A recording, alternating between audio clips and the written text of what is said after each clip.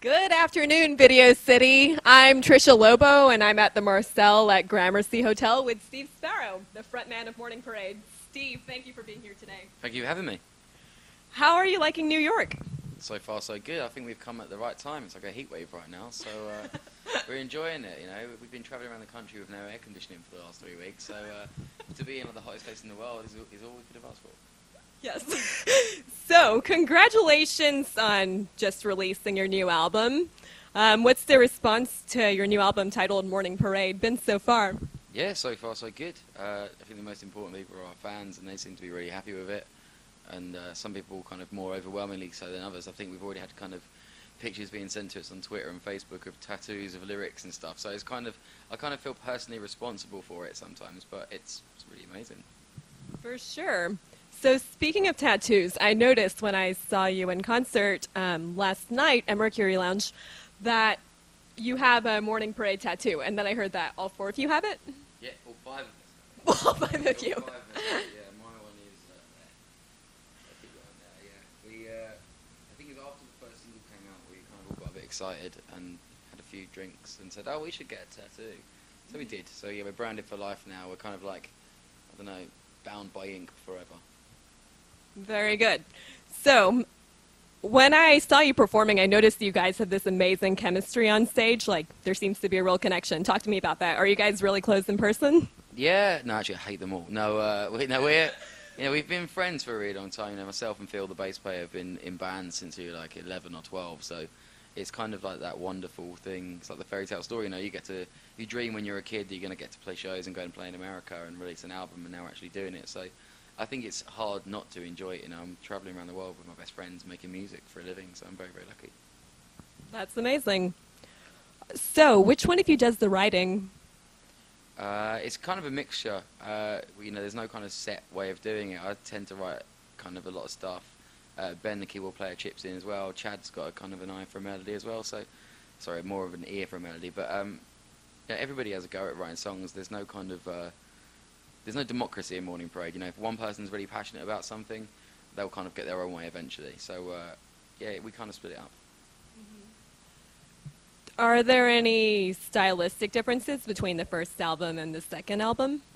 Well, I don't know. I haven't written the second one yet, so when I get there, we can talk about that. But would you say that you approached your album Morning Parade differently than the first songs that you released? Yeah, definitely. I don't think it's the approach was any different, but I think you know, there's kind of a development and a growth. You know, when we first started the band, you know, we were doing it on a Saturday afternoon, you know, in a studio in our hometown, and then obviously you get given more time and you have more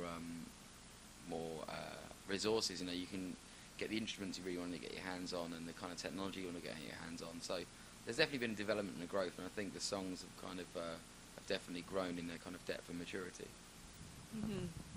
So I was curious about your song Blue Winter, and I'm going to pull up the lyrics here on my phone. It was interesting to me because you guys are making it and you're kind of a big deal. And then the lyrics in this song are about borderlining on letting go and you're a kingdom overthrown. Talk to me. What was going on? Wow, we're getting deep here. Yeah, I think it's kind of crazy. I mean, I know a lot of people around me have kind of had, you know, emotional and mental health issues and stuff. And I know it's not really the kind of thing that are kind of, you know, pop bands or whatever you want to call it write about. But I think the crazy thing is, it doesn't matter what you do or where you are in the world. You know, you kind of live within the confines of your own mind, and if that's not always the most natural or comfortable places to be, you know, you can't really escape that no matter what you're doing. So, you know, I always tend to anything that I can't quite let go of, anything that won't stop spinning around my head will go into a song somehow. So that's the kind of my way of putting things somewhere and, you know, letting myself move on. Mm-hmm. And I know that one of the things you guys want to do with your music is connect people. And are there any specific messages that you're trying to put out? Wow.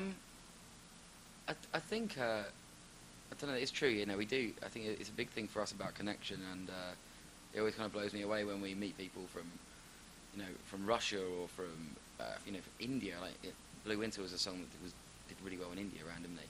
And it blows me away when you can make that connection, you know, without that kind of actual personal touch. I don't know if there's a particular message. I think that the one thing that we always try to instill around people around us is like it's okay to be yourself. Just don't worry about it. You know, but you have weird thoughts and feelings all the time, and it's okay. It's just normal. Just enjoy yourself, enjoy life, because it's pretty amazing if you look at it the right way. So, tell me about the first time you got on stage. How was it? Were you nervous? Wow. Can't really remember it. It was a really long time ago. I think my mum was there. I think what actually happened, I started getting to singing because we were in a band at school. We had a girl that would sing, and she didn't turn up to practice one day, so I was like, I will sing. And I did, and then I think it was like a school concert, you know, playing like, I think I might have been dressed as Ziggy Stardust or something weird like that. I can't remember. I was really young. It was really quite embarrassing. I had makeup on. Okay.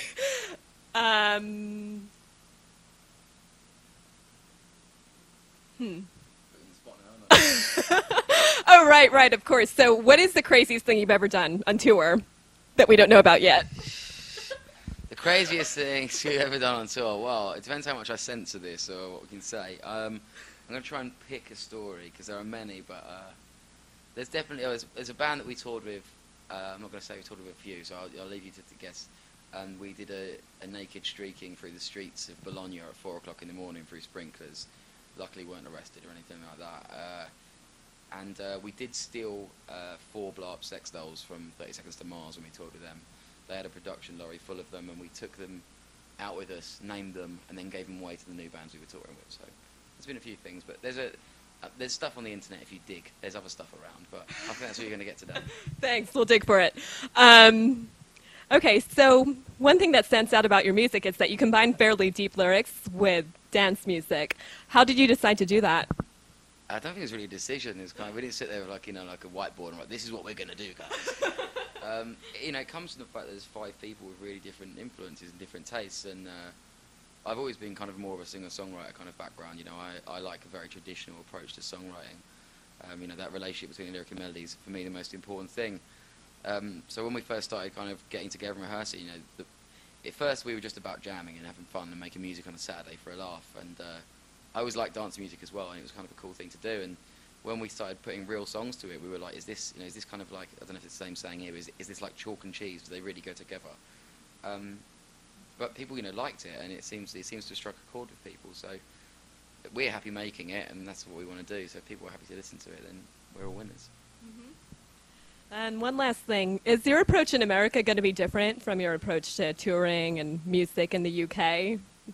I don't know. I think we're just going to do what we always do, just tour and play shows and enjoy it and have interviews with you, Tricia. So yeah, I think we're just going to do what we do naturally, do what we do best. Steve, do you have a Facebook or a Twitter where we can find you on the internet? Yes, we do. We have Twitter, which is simple, @Morning Parade, and Facebook.com/Morning Parade. That's great. Thank you so much. Thank you. All right, Video City, we'll be right back.